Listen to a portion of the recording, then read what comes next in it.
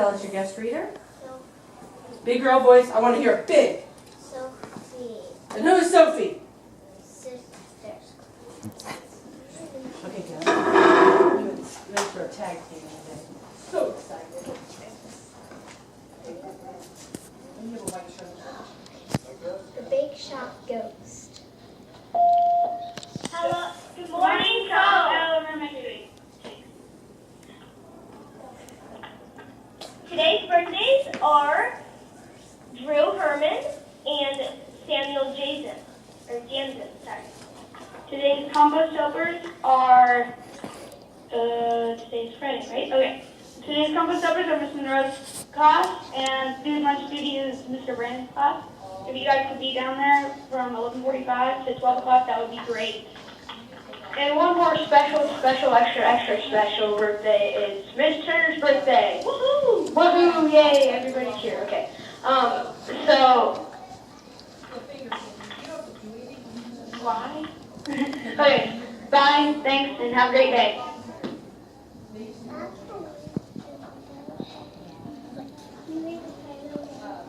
Bake Shop Ghost.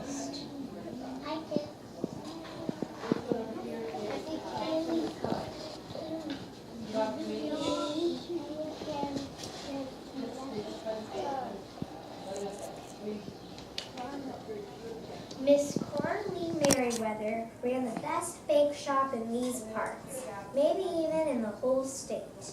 The chocolate in a Mississippi mud pie was darker than the devil's own heart. Her sponge cake was so light that angels kept hoping it would float up to heaven. No birthday was complete without a Merriweather layer cake with her special buttercream frosting.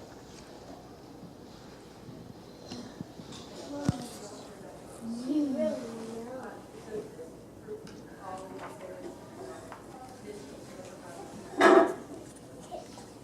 Coraline must have poured all her sweetness into her work, because there wasn't much sweet about her looks. She had a lemon pucker mouth and hair scraped back into a hard little bun. Most folks hardly noticed her looks, though. She was seldom seen anywhere except behind the bake shop counter. Few looked up from the glass-fronted cases filled with fluffy meringue pies, glistening fruit tarts, flaky strudels, and, most of all, cakes. Layer cakes, sheet cakes, cakes with glazes, cakes with fillings, cakes with frosting finer than Irish lace, chocolate cakes, white cakes, tiny petite fours, and towering wedding cakes. Oh, that's wedding cake, that's cool. Wow. That's a lot. I want to go to the cake with. Wow. Well, I'm going to a wedding. I thought When Coralie died, the whole town turned out for the funeral. No one cried until the preacher read out the bake shop menu, and everyone realized that all those luscious desserts were now only sweet memories. Coralie didn't have any family, so the Merriweather Bake Shop was sold.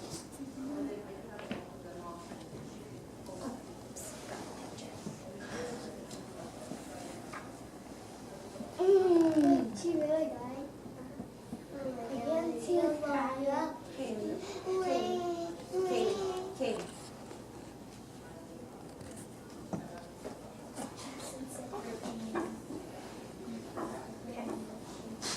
Gerda Steen was the first buyer. She made a fine strudel and good cakes, but not quite up to Merriweather standards. A baker's day begins soon after midnight so that the cases are filled with fresh goods when the shop opens. The first night in the shop, Gerda had trouble with the ovens. Everything came out burned. These old ovens are as cranky as Coralie, Gerda muttered. The next night, the refrigerator was broken. The milk and the butter had spoiled. Gerda was scrubbing up the mess when she heard footsteps in the upstairs apartment where Coralie used to live. She listened nervously for a moment, but the footsteps stopped, so she went back to her cleaning. Something clanked behind her. Slowly, Gerda turned around.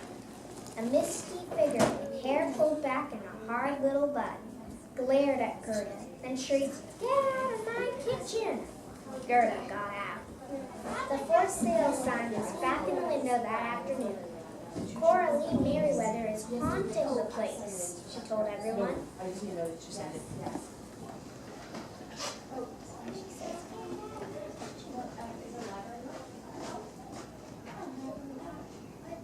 Is that her home?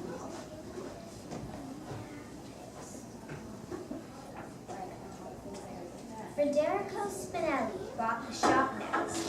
No such thing as ghosts, he said. Besides, what ghost could resist my cannolis, my rum cake, my chocolate eclairs? The next morning, Federico looked as if like a ghost himself as he staggered out the front door. He was drenched in sugar like a giant powdered donut. What?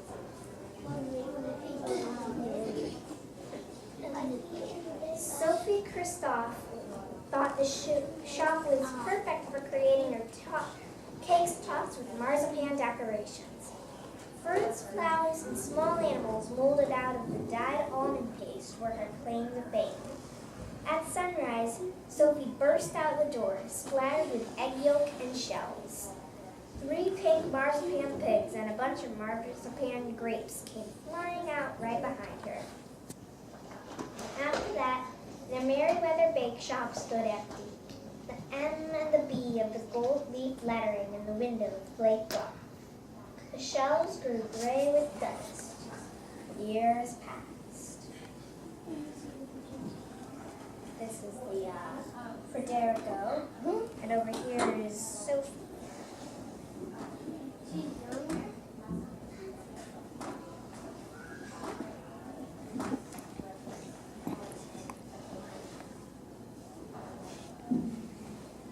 Annie Washington had been a pastry chef on a cruise ship. She fell in love with the shop the minute she stepped in the door. Just what I want, a kitchen that doesn't rock up and down. She even liked the apartment upstairs. A bucket of bleach, some cans of paint, and I'll have this place ship-shape in no time, Annie said. She scrubbed and polished, washed and waxed, primed and painted. The ovens gleamed and the cases sparkled. She unpacked her equipment, her mixing bowls, cake molds, and recipe books. There she is, pastry chef on the cruise ship. Oh, I stopped rolling around.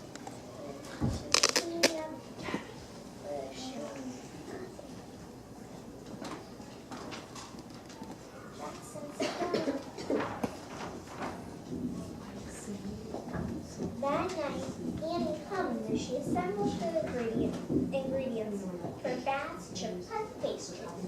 At about midnight, footsteps creaked overhead, but Annie paid no attention. A cold wind swept the room, but Annie just kept working her dough. A stack of mixing bowls went crashing to the floor. Annie dusted off her hands and turned around. A tall white figure with a lemon pucker mouth stood next to the work table. Annie smiled. "Miss Coralie Merriweather, I've been expecting you." Coralie frowned. "Get out of my kitchen!" Annie crossed her arms. "This is my kitchen now," she announced. "I've been..." Hovering utensils swirled through the air to crash into the wall. Annie didn't even flinch. "I've been told you were the best baker ever in this town, maybe even the state," she said. "Now let me tell you something. I was the best pastry chef to ever sail on the Sea Star cruise ships. No typhoon, tsunami, or shipwreck ever stopped me from baking, and I never leave a kitchen until I'm done." She turned her back on the astonished ghost. Coralie wasn't flummoxed for long. She let out a shriek that cracked the window pane.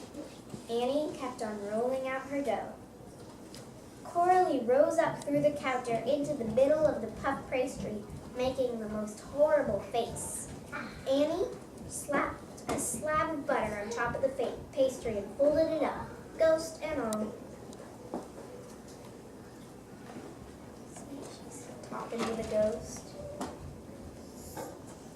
What did you do with your letter? No. She put a piece of butter on top of her and folded up the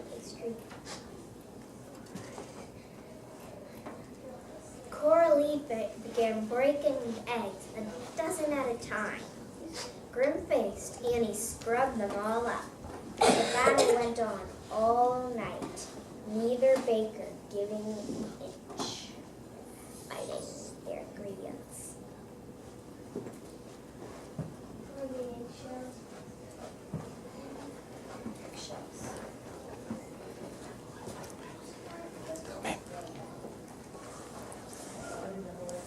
At the crack of dawn, Coralie clawed open a 50-pound bag of flour, making a blizzard that gave them both sneezing fits.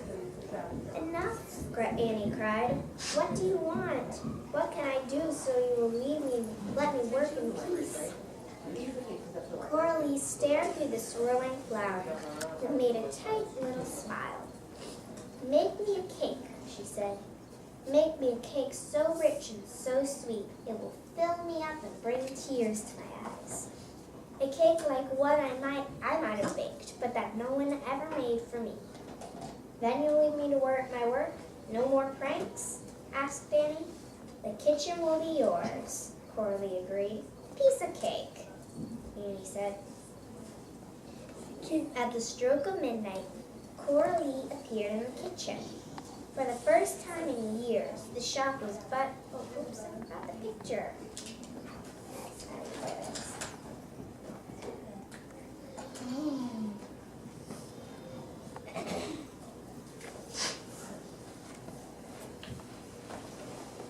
At the stroke of midnight, Coralie appeared in the kitchen. For the first time in years, the shop was buttery and warm with the scent of fresh baking. Please, be my guest, Annie said, motioning to a place setting of fine china and silver. Coralie sat, shook out the lidded napkin, and placed it in her lap. Annie uncovered the first offering, tiramisu covered with whipped cream and sprinkled with cocoa. She carefully cut a slice, adding a sprig of mint on the side. Cora gave a small nod of approval and took a bite. The cheese is a bit bland, the ghost said. Annie took a small slice for herself as Coralie finished off the cake. Annie decided that Coralie was right about the cheese. I'll bet you've never had a moon cake before, Annie said as she lifted the next cover. A whole Chinese Olympic diving team cried when they tasted this cake. It's made with red bean paste. Coralie took a half-moon bite. Bless you. Can't say I've ever tasted this one before, but this doesn't bring tears to my eyes. Still, she ate the rest. Annie presented cake after cake, and Coralie devoured them all. She showed no sign of being full, and her eyes hardly blinked, much less shed a tear. At sunrise, Coralie said, "You're a good baker, Miss Washington, but I'll not leave until you've baked me a cake to fill me up and bring tears to my eyes. A cake like one that I might have baked, but that no one ever made for me." There's the Olympic team crying when they eat the moon cake. All these cakes she's making. I saw a movie about suspended and the sun was the sky and it turned to a ghost. And so it went. Annie made every kind of cake she knew. She made white cake, chocolate cake, fruit cake, spice cake, cheesecake, carrot cake, cake with nuts, cake with candy, cake from Asia, cake from Argentina, cakes from Vienna, Paris, and Rome. She made torts and tarts, babkas and buns, pound cake and pain forte. Each time, Coralie would sample the offering and remark on its quality before finishing it. Annie came to respect the ghost's judgment. Sometimes Coralie would help out a bit as Annie worked. Still, Annie began to fear that she would be stuck forever making cakes for the hungry ghost. There she is eating all those cakes. No. Yeah. And they can see down in Sit down. I'm gonna take this. Oh, you see on the bottom. After a month and hundreds of cakes, Annie had run out of recipes. She went to the library looking for inspiration. In a slim book of town history, she found a section on Coralie and the Merriweather Bake Shop. When she had finished reading, she knew exactly what kind of cake to bake. At midnight, as she had for the past month, Coralie appeared in the kitchen. Her place was set with china and silver, but there was just one covered cake on the counter. "Well, have you made me my cake?" asked Coralie. "Yes, I believe I have," replied Annie. There she is with the cake, getting ready to show Coralie.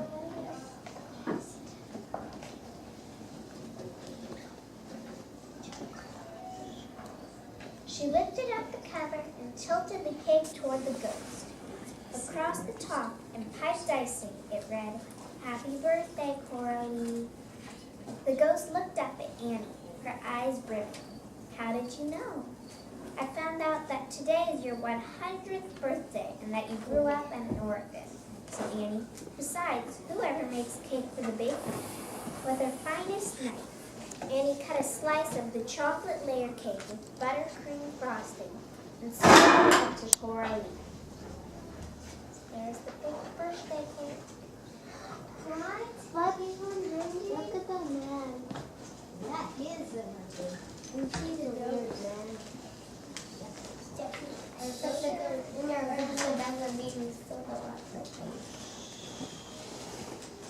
Coralie ate her slice, tears trickling down her cheeks. When Annie offered her another, the ghost said, "I do believe I'm full." The two bakers sat quietly for a moment. Coralie rose into the air. "It's your kitchen now. I'll keep our bargain and leave you in peace." "Wait," said Annie. "I'd like to show you the new menu." She handed Coralie a menu card. The top line read, "Washington and Merriweather Bake Shop." Coralie's lemon pucker mouth broke into a huge smile. "What do you say?" asked Annie.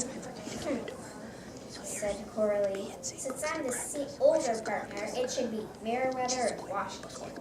"Oh no, it's my kitchen now, you sly little goose," said Annie. Now the Washington and Merriweather Bake Shop is busier than ever. The old books say the cakes are almost as good as Coralie's. Of course, they don't know that she still bakes many of them. And every year, the shop's finest, most luscious, most beautiful birthday cakes are the ones that Coralie and Annie bake for each other.